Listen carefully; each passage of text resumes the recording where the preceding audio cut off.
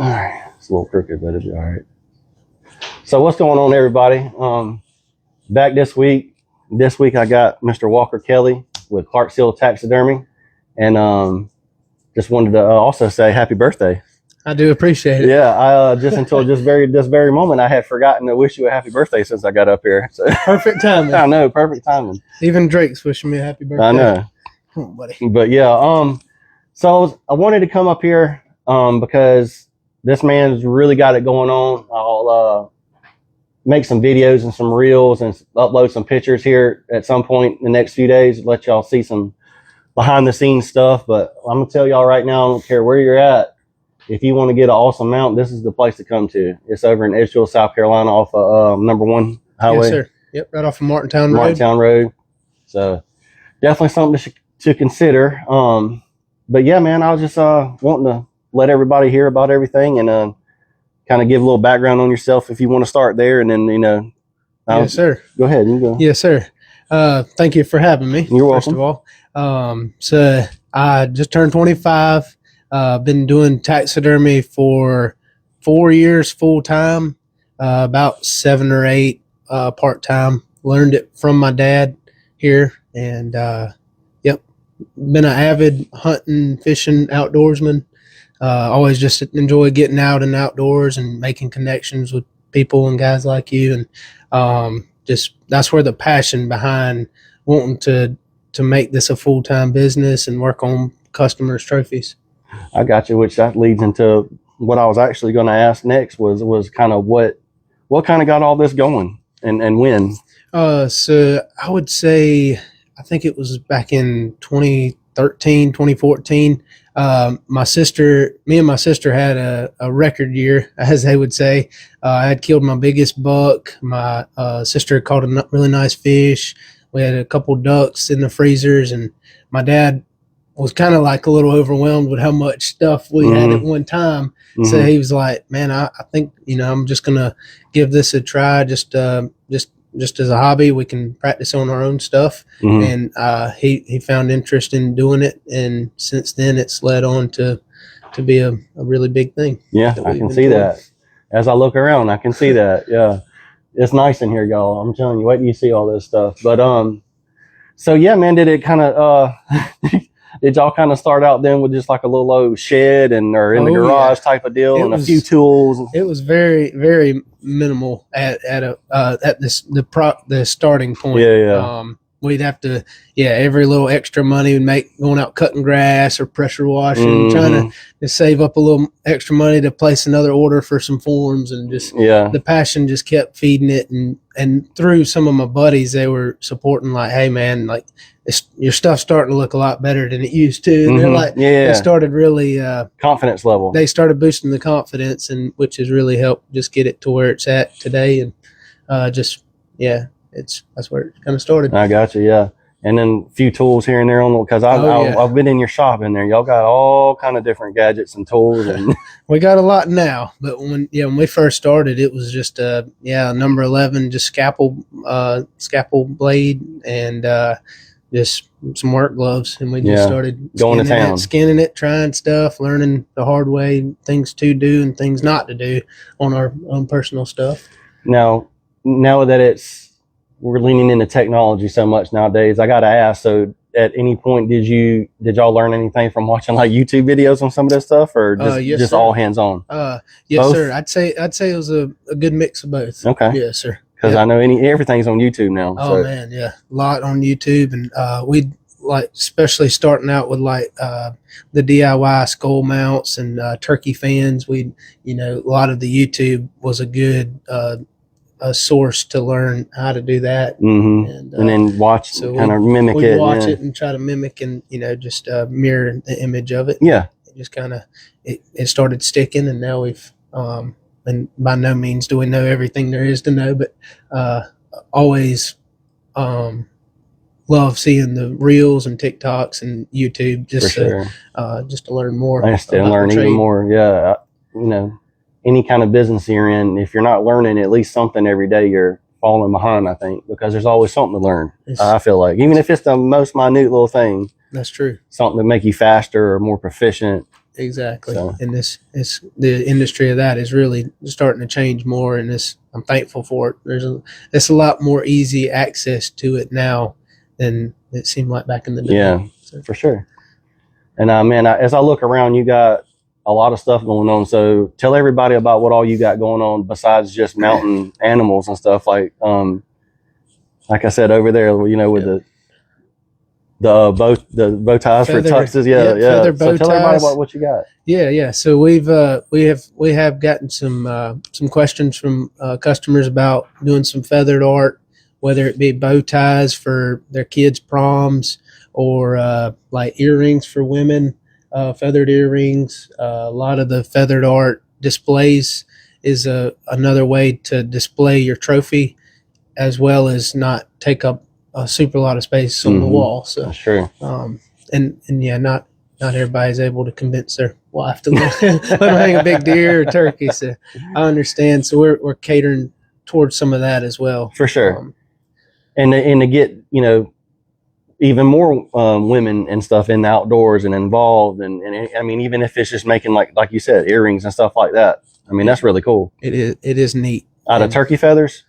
Turkey and pheasant. And pheasant? So, man, that looks really cool. And I'll post some pictures and stuff later for y'all to see that. Yeah, that's really neat. And then all the artwork and stuff.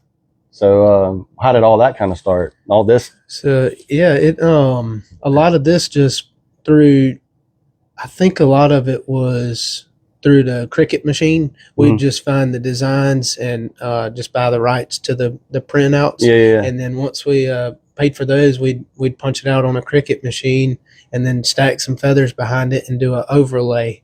And that's really cool. It's a neat way to display the feathers and kind of tell a story, because each mount has a memory. Every mount has a story and a memory. That's very true. Like I was noticing some of your feather work, you got a dog in there and, mixed in. And I'm sure you got a little kid or, whatever, telling a story. Exactly. So, yep, they can look back and whether it's a pheasant hunt they went on, as a kid on a tower shoot, or whether it be their first youth day turkey. It's just a cool way to display it for kids. Absolutely. It's a little more financial, easier for people.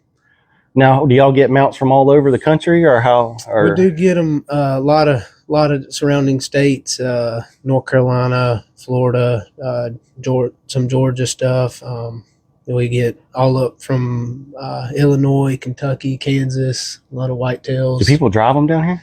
A lot of them live locally, and they just go on an out-of-state hunt. Oh, okay. They'll bring their trophy back. Okay, that makes sense. I get what you're saying. So a lot more. We see a lot more of the waterfowl, and some of the guys that's on the quest for the slam for turkeys. They'll travel to go. You got any of those pretty turkeys from Florida in here yet? We've gotten into Osceolas. I couldn't think of the name right off the rep. Osceolas, yeah, those are cool. Sir. Man, those look good. The black wing bird is what they call them. So. Those are some pretty birds, man. Yes, sir. So I was looking around earlier, man. I see a lot of awards and stuff, man. Are these awards you've gotten since you started? Yes, sir. Since you said about 10 years? So about 8 years ago, just part-time, just learning it from my dad, and then 4 years of doing it full-time. We've attended local state shows, taxidermy shows, and that's where we've been able to present our work in front of like a panel of judges, and they give us a critique, and it's a really good learning curve for us as taxidermists, just to come in and just get judged by some of the best in the world. And they if you get lucky, like I feel like it is, sometimes they'll give you a trophy for different divisions for having I see that. That's awesome. Different ones. But it all started out I started out in amateur and worked my way up through professional division, and it's neat just giving back at those shows and being able to be an influence to the next generation. Exactly. And that's what it's about. Yes, sir. We got to get the next generation involved any kind of way. Yes, sir. Because this not by any means is it about awards or hardware or any of that. Oh yeah, for sure. It's about the next generation and helping others out, showing them the little tips and tricks and stuff. That's very true. Yeah, man. So that's really awesome. Looks like y'all done really good. So what's the wildest animal you've ever had in here that you've ever had to mount? We've gotten some wild requests. Yeah. But as far as animals, I mean, getting into the Anything some of the safari or anything small- like that? we haven't gotten any safari yet. That might be something in the future, but we have gotten like I mean, some of the guys that get like possums or something. Oh, really? Hanging by their tail or something. What? Yeah, some of them get pretty creative with their mindset. That's really awesome. I didn't even think about somebody melting a possum. I was gonna say possum hanging by his tail. Wow. He must have had it out for that possum. He must that sucker must have gotten his trash can one too many times. Exactly. Yeah, that's exactly what that sounds like. But yeah, I was curious about that because I just thought some of these people I know travel to like Africa and stuff like that. I just didn't know if you had a lion or something come through here, or anything crazy like that. Not yet. There's a lot of getting stuff through customs and permits. Yeah, I figure there's a lot. But it's there might be something in the future with doing some of the kudu and some of the exotic. I know a couple of guys that may be watching or watch later that do that. So if y'all are watching, y'all come get with Clarkshill Taxidermy. Yep. Hopefully in the future we'll be able to offer that awesome as a service. Good deal. What is one of the things you enjoy the most about what you do? I think just knowing that it's a trophy animal to somebody. Mm-hmm. So just having a respect and appreciation for them trusting us with it. So I think just the peace of mind of knowing like this is this little girl's first duck ever. So like that memory that's imprinted in her mind is we want to do our best to preserve that and be a nice display for them. So it makes a lot of sense. It gives peace of mind knowing. It makes you put a little bit more pride into what you're doing. Like maybe not so much just hurrying up and getting done and getting to the next thing. You got it in your mind that, oh man, like you just said, this little girl's wanting this to be beautiful. Let me make sure I do it good type of deal, right? That's right. Yeah. Something she can be proud of and pass down to her kids one day. So, exactly. And tell a story. So that's really true. Because I think the oldest mountain I got in my house right now is from 91. So, I mean, last through the family. So, yeah. And that's not even, I've heard of lots way older ones, but that's my oldest one. So, yeah, passing it down. It is. I hope to pass down a few trophies. Oh, yeah. There's and you make a lot of cool connections with guys. Absolutely. Like, get invited on some pretty cool hunts, fishing trips. And stuff. How was the expo? Did you make some connections there? That was awesome. Yeah, I really enjoyed the expo. I really appreciate y'all having us there, and I appreciate all that y'all did and giving back to it. So look forward to coming back? You coming back? Oh, yeah, okay, I'll be back. Good deal. That's what we want to hear. Good deal. And for anybody that didn't go, talking about the Augusta Wild Outdoor Expo this past, about 2 weekends or so ago now. Yeah. But that's something that we're trying to grow and grow and grow and grow. And eventually, like I said, we want to possibly get into a bigger area. Just keep expanding. And that's awesome to see the growth. But we were glad of the turnout. Very happy for all the community support. And the game wardens, they did a cool job with the kids there. Did you see that? Yeah, a lot of hands-on stuff for kids. Yep. Just teaching that generation. Trying to get back to them. Yep. So. But yeah, man. So talk to us about like the processes of like when you get an animal and like what all you have to do to get it from start to finish and get it out the door, like best you can. Yeah, sir. So people that don't know, because it's very interesting to me. Oh yeah. So and it does differ depending on the species, but I'll use a duck for example. There you go. So like if you go out and harvest a duck in December, January, and you harvest the duck, and we recommend just putting it in like a 2-gallon Ziploc freezer bag, and then just placing it into a freezer, and we recommend most of the time it gets brought within a couple weeks, just so everything's fresh and we can get proper measurements. Mm-hmm. But if it's properly packaged in like a freezer Ziploc bag, they can be in there for about 6 months. Okay. So just to give time to make arrangements to pick a weekend to come out to the shop and drop it off with us. But what we'll do is once it gets to our shop, we'll tag the animal and the duck per se, and then we'll get all of our measurements, go ahead and skin it out, get proper measurements to place an order for the forms, and then we'll place it in the freezers next door.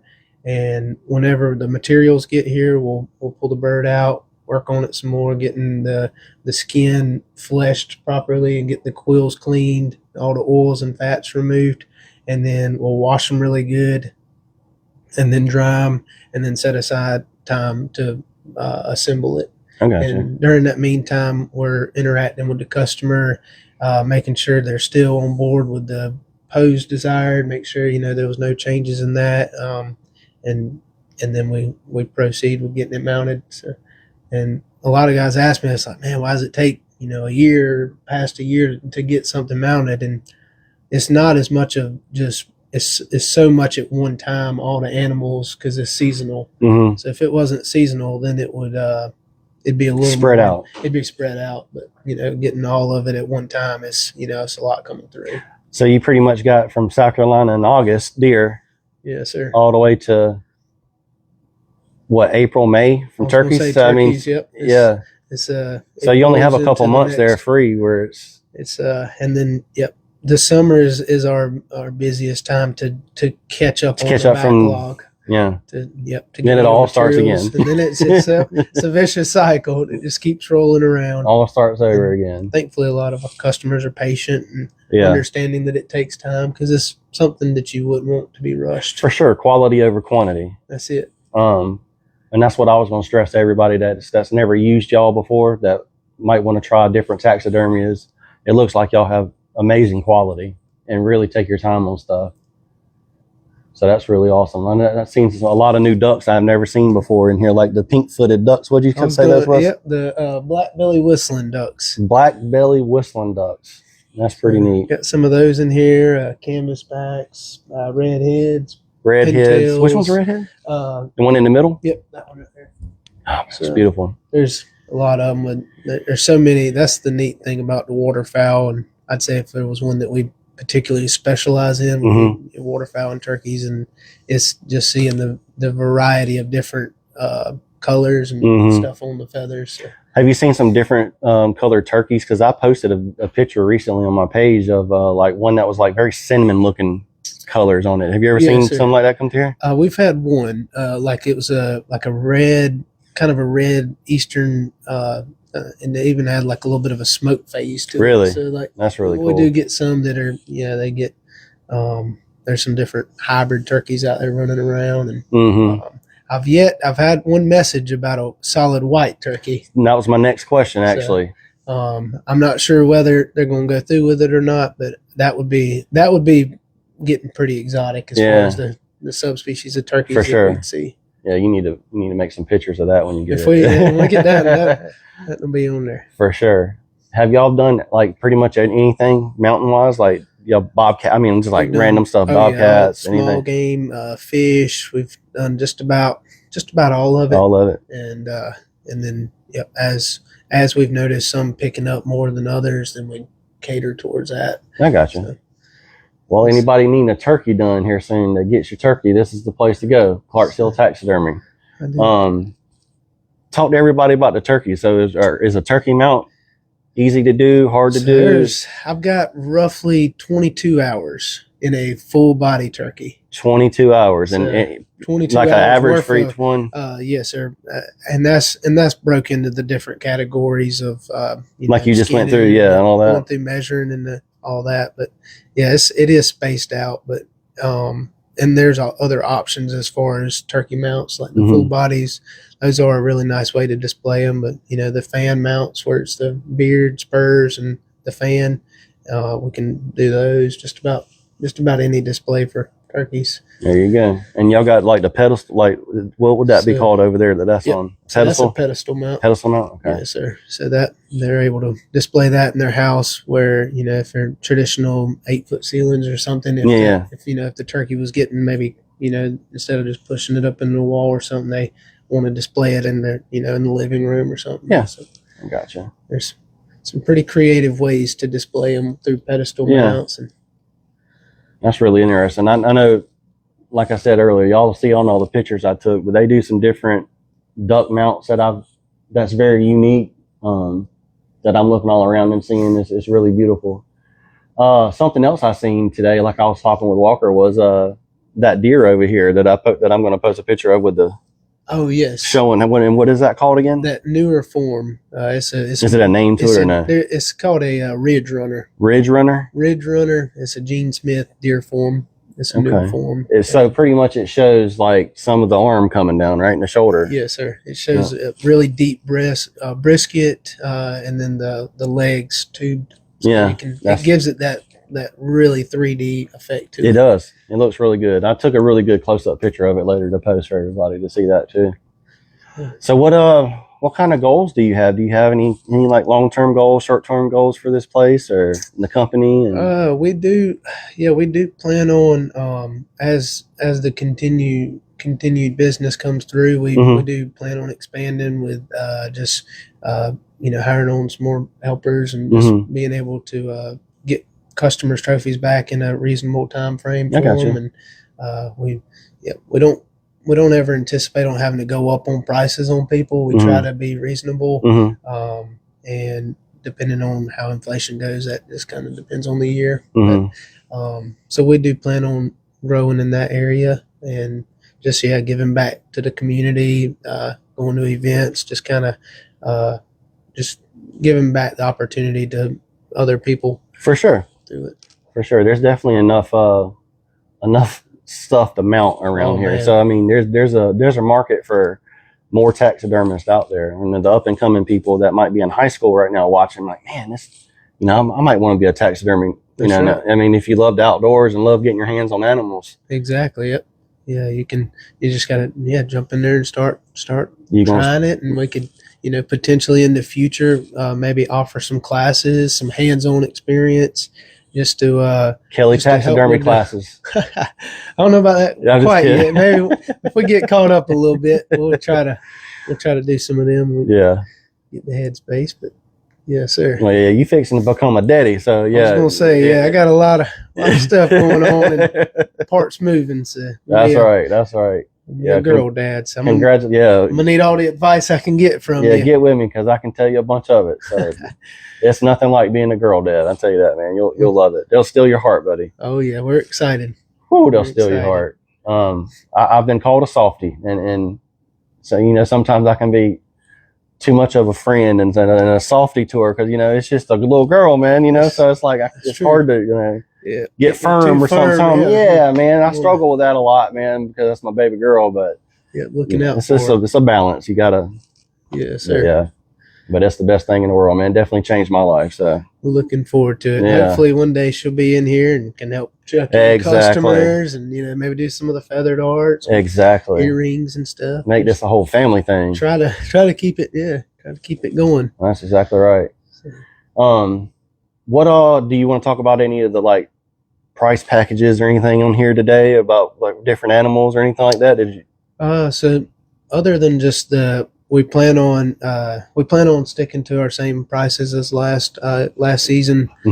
So hopefully we'll still be on board with all as that goes. We do offer veterans and military discounts. Okay. If they want to get something done, just so we can show a small token of our appreciation to them, and youth. I try to look out for youth. And, I know it's hard for a kid to wait a year to get something back. Oh my goodness, yeah. There's so much adrenaline running, so they're excited. So we try not to get too far backed up on kid stuff for them. Yeah, it's good seeing all the kids. I know this past deer season, I got so many first deer pictures come through the page. It was amazing to see. And even Youth Day. Youth Day for turkey was. Gosh, man, it was a lot of success and a lot of firsts. It seemed like every post was the first turkey. Yes, sir. So it's definitely good to see them kids out there doing good. And this weekend ought to be slammed, I would imagine. Oh, man, it's gonna be packed. Yeah. Are y'all anticipating it? Week. Yep. Yeah, we have to wait until next week over here in South Carolina, but we're okay. I didn't even think about that. Okay, yeah. So South Carolina's a week after Georgia. Yes, sir. So y'all get the early jump on us, which is good. Yeah. Will you still get birds from Georgia though? Yes, sir. Okay. Yes, sir. I got you. We'll start. Is it the same type of thing like we were discussing off camera about CW, or is that just So with deer? that's just mostly with deer. With deer, okay, Yes, sir. okay. Yep. So no issues with turkeys or So we anything just, long as we get the confirmation number and we get the license number for whether it's a waterfowl, turkey, and there's no really, as far as contamination, we haven't experienced any of that. Just for those people who wondering what we're talking about now, we were just talking about how big of a deal in that situation I told you about where I had to tell the dude, oh yeah, you want to talk to him about that since it's kind of a newer thing, like so basically you're coming over the river. As far as being so close to the state lines, we have to abide by the South Carolina Department of Natural Resources of their approach to the chronic waste disease, and by receiving stuff here in South Carolina, if we get questions from Georgia or Alabama, up north, Kentucky, Illinois, we do have to have it properly caked out and all the brain matter removed from it. Okay. And that way it can eliminate any cross contamination. It is a newer thing, and they're getting strict about it. And as far as setting up cameras on the highways and stuff, so it's getting to be a big thing. Yeah. So I just wanted everybody to kind of be aware of that might bring an animal or something across the river from Georgia over to Clarkshill. Just be aware of those kind of things. Yep. And it's always best to just call ahead, call for sure. Reach out to us, and we can help you out as best as we can. And now, are y'all on just Facebook, Clarkshill Taxidermy on Facebook, or y'all have any other platforms? We do have an Instagram. Okay. It's an older account, but we do have an Instagram and Facebook. Okay. So, I got you. And my wife is working on a little website page. Good. For some guys to look it up on Google or something. Okay. So really cool. It can be kind of hard to find us out here. We're kind of tucked back. Yeah, y'all are tucked back. I'm gonna post a little video later too, like the drive-in, just so if y'all are making your first time. I mean, which is not hard to follow. Like if you're following the maps, on your phone or something like that, it'll take you right here. Yes. But I got a little video. It's a little fork in the road, but y'all got signs up that points. Try to help. Yes, sir. For sure. But yeah, it's nice back here though, for sure. Yeah. Anything else you want to touch on before we shut it off?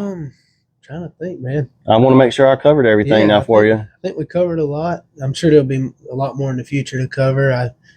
Sometimes I draw a blank. No, you're good, man. Have a list of stuff. So putting you on the spot. I'm sure there'll be some more in the future. For sure. I just wanted to come up here so that way y'all all knew about this place, and I can make some posts about it before turkey season come in, so y'all can come up here and give them a shot at your turkey.